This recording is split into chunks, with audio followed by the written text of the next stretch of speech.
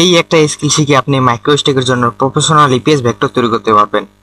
আপনি যদি Adobe stock বা শাটার স্টক এবং বিভিন্ন মাইক্রো স্টক সাইটের জন্য ভেক্টর তৈরি করতে চান, তাহলে এই ভিডিওটা মিস করবেন না। আজকে আমি সাধারণ ফটো থেকে প্রফেশনাল ভেক্টর বানানোর সম্পূর্ণ প্রসেস দেখাবো। তো চলুন শুরু করি সাধারণ ফটো থেকে ভেক্টর তৈরি করার পুরো ওয়ার্কফ্লো।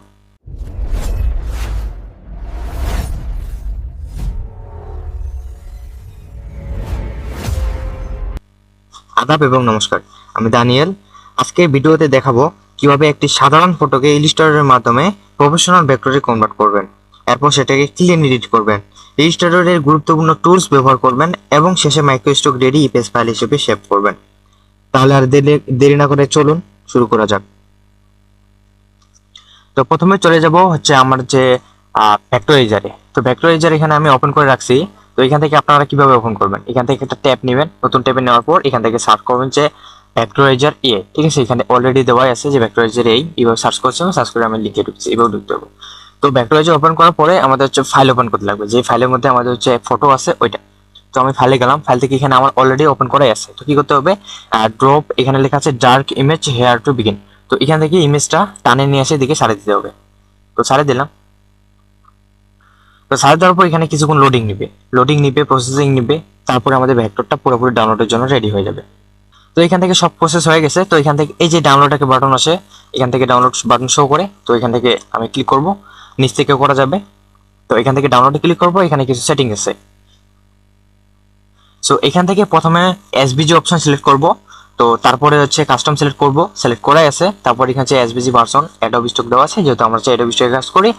আর যদি আমরা অন্যান্য মাইক্রো স্টকে কাজ করি তাহলে এখান থেকে এসভিজি 1.1 সিলেক্ট করব। ঠিক আছে, তারপর এখান থেকে যে ইনপুট যেটা সাইজ আছে এটা কাস্টম রাখবো। কাস্টম রাখার পরে আমরা হচ্ছে আমাদের যে ইলিস্ট্রেটরের যে আর্টবোর্ড সাইজটা আছে, আর্টবোর্ডে আমাদের সাইজ হচ্ছে আমরা যেটা ইউজ করি এটা হচ্ছে 7000 বাই 4000। ঠিক আছে, আমরা এখানে যদি স্কোয়ার সাইজ ইউজ করি তাহলে এখানে 5000 বাই 5000 ইউজ করতে পারবো। তো এটা ঠিক আছে। আর এখানে যেটা ইউনিট আছে, ইউনিটে এখানে পিএক্স রাখতে পারবো অথবা পিটি, দুইটাই রাখতে পারবো, কোনো সমস্যা নেই, দুইটাই একই সাইজ। তারপর এখান থেকে সবকিছু ঠিক থাকবে, এটা যা আছে তাই থাকবে, কোনো কিছু নাড়ানাড়ি করার প্রয়োজন নেই, এটা ঠিকই থাকে। তারপর শেষে চলে যাবো, শেষে এই যে ফ্লিপ গ্যাপ যেটা আছে এটা বন্ধ থাকবে। ঠিক আছে, এটা বন্ধ থাকার পর তারপর হচ্ছে এখান থেকে আমরা ডাউনলোড বাটন ক্লিক করবো। তো একটা ডাউনলোড হয়ে গেল। তো এখান থেকে আমাদের আরেকটা করতে লাগবে। তো এই শেষে নিয়েছিলাম ছবিটা, তারপর এটা নেবো, এখান থেকে টানে নিয়ে এসে ছাড়িয়ে দেবো।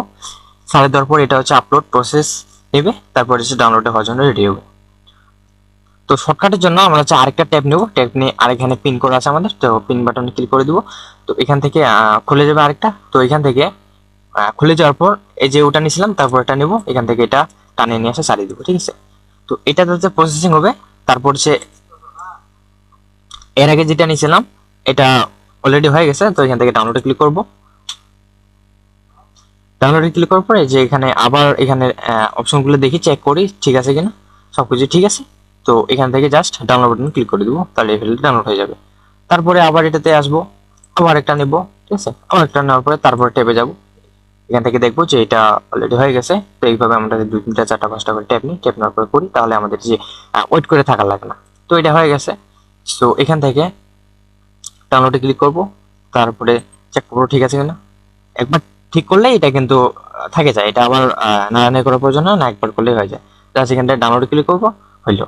ডাউনলোড করার পরে এখন আমরা চলে যাব হচ্ছে ইলিস্ট্রেটরে। তো ইলিস্ট্রেটরে আসলাম, ইলিস্ট্রেটরে আসে আমরা হচ্ছে কি করবো, যে ওইখানে আমরা হচ্ছে আপলোড সাইজ নিয়েছিলাম 7000 বাই 4000। তো এখান থেকে ক্রিয়েট নিউ ক্লিক করব।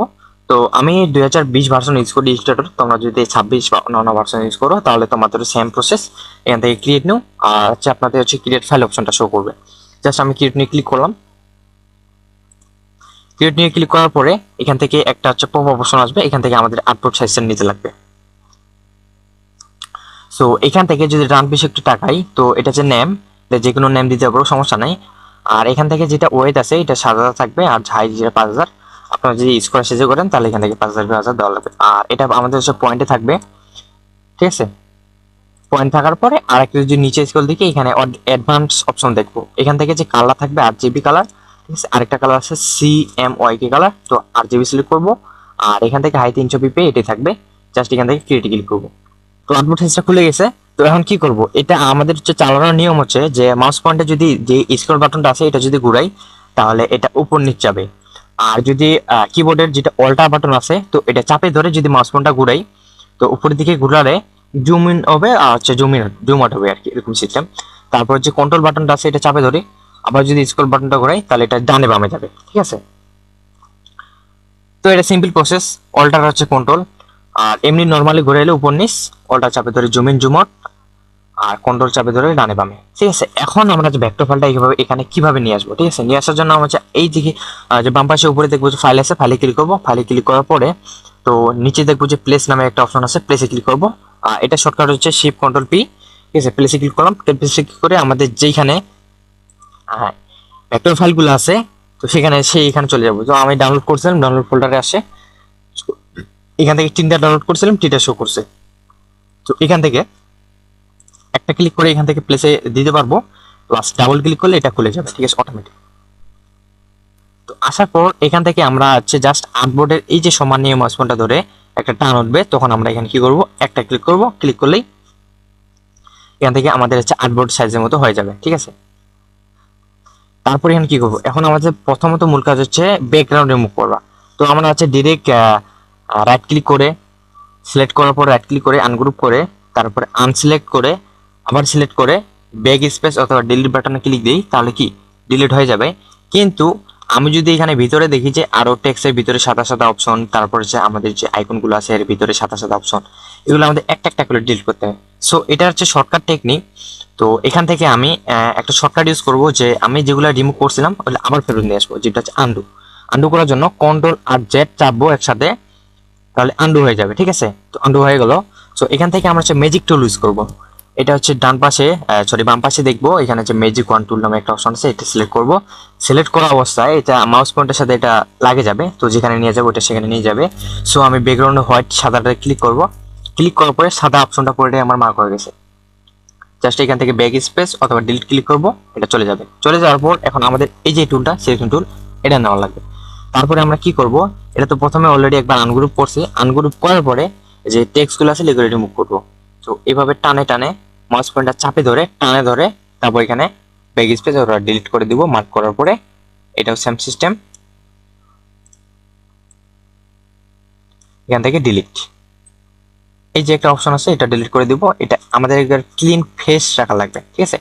সো এখান থেকে ডিলিট করে দিলাম। ডিলিট করার পরে অল্টা চাপে একটু জুম আউট করে নিই, কন্ট্রোল চাপে একটু বামে করে নিই, ঠিক আছে। তারপর এটা কি করব, দূর থেকে টানে এটা মার্ক করে নেব। মার্ক করার পরে রাইট ক্লিক করব, এখান থেকে গ্রুপ, গ্রুপ করার পরে এখন আমাদের অ্যালাইন করতে লাগবে, ঠিক আছে। তো উপরে যদি লক্ষ্য করি অ্যালাইন সেন্টার আছে অনেকগুলা, তো এখান থেকে আমাদের হচ্ছে হরিজেন্টাল আর এখান থেকে হচ্ছে ভার্টিক্যাল অ্যালাইন সেন্টার এটা করতে লাগবে, তাহলে আমাদের আর্টবোর্ডের ভিতরে চলে যাবে, ঠিক আছে। তো এখান থেকে এটা হয়ে গেল। এখান থেকে আমাদের ফাইলটা সেভ করতে লাগবে ইপিএস এ। সো এটার জন্য ফাইলে ক্লিক করব। ফাইলে ক্লিক করার পরে তো এখান থেকে সেভ এসে ক্লিক করব। সেভ এসে ক্লিক করার পরে আমাদের যে ফাইল খুলবে, ফোল্ডার খুলবে, ঠিক আছে। এখান থেকে আমরা সিলেক্ট করবো যে কোথায় সেভ করবো, ঠিক আছে। জাস্ট আমি এখানে একটা নিউ ভলিউম অ্যাপে গেলাম, এখান থেকে হচ্ছে নিউ ক্রিয়েট ফাইল, এখানে ক্লিক করলাম। এখান থেকে হচ্ছে একটা ফোল্ডার ক্লিক করলাম, নিউ ফোল্ডার। জাস্ট এখান থেকে ডাবল ক্লিক করে ফোল্ডারটা খুলে নিলাম। খুলে নেওয়ার পরে যেখানে ফাইল নেমটা আছে এটা রাখা যাবে না, আনটাইটেল যেটা আছে এটা রাখা যাবে না, এটাতে সিরিয়াল নাম্বার দেওয়া লাগবে, যেমন 1 2। মার্ক করে যদি 1 চাপি তাহলে ওটা মার্কটা উঠে গিয়ে 1 বসে যাবে। আর এখান থেকে সেভ যেটা টাইপ আছে, তো এটা আমাদের হচ্ছে ইপিএস করতে লাগবে, ইলিস্ট্রেটর ইপিএস। এখান থেকে করে এখান থেকে জাস্ট সেভ। সেভ করার পরে এখানে আরেকটা পপ অপশন আসবে, এখান থেকে যেটা ভার্সন আছে ইলিস্ট্রেটর 10, সরি এটা হচ্ছে ইলিস্ট্রেটর 2020 আছে, তো এখান থেকে আমাদের ইলিস্ট্রেটর 10 করতে লাগবে। তো ক্লিক করলাম এখান থেকে ওকে। সো ওকে করার পরে এটা সেভ হয়ে যাবে, ঠিক আছে। তো সেভ হয়ে গেল। এখান থেকে এখন কি করতে লাগবে, এটা ডিলিট করতে লাগবে, এটা প্রয়োজন না, এটা আমার অলরেডি সেভ হয়ে গেছে। তো আইকনের উপরে একটা ক্লিক করব, এটা সিলেক্ট, বাড়ি ক্লিক করলে আনসিলেক্ট, সিলেক্ট করে ব্যাক স্পেস অথবা হচ্ছে ডিলিট বাটন ক্লিক করব কিবোর্ডে, ডিলিট হয়ে যাবে। তো আরেকটা ফাইল নিয়ে আসি, তো আবার ফাইলে ক্লিক করব, ক্লিক করার পরে আবার প্লেস, প্রথমত প্লেস, তারপরে হচ্ছে সেভ এস। তো ডাউনলোডে গেলাম, ডাউনলোডে গিয়ে এই ফাইলটা নিয়েছিলাম, এটা আমি ডিলিট করে দিব। এখন ডিলিট বাটন ক্লিক করে এন্টার করে দিলাম, ডিলিট। তারপরে এটা নিই, এখান থেকে ডাবল ক্লিক করব,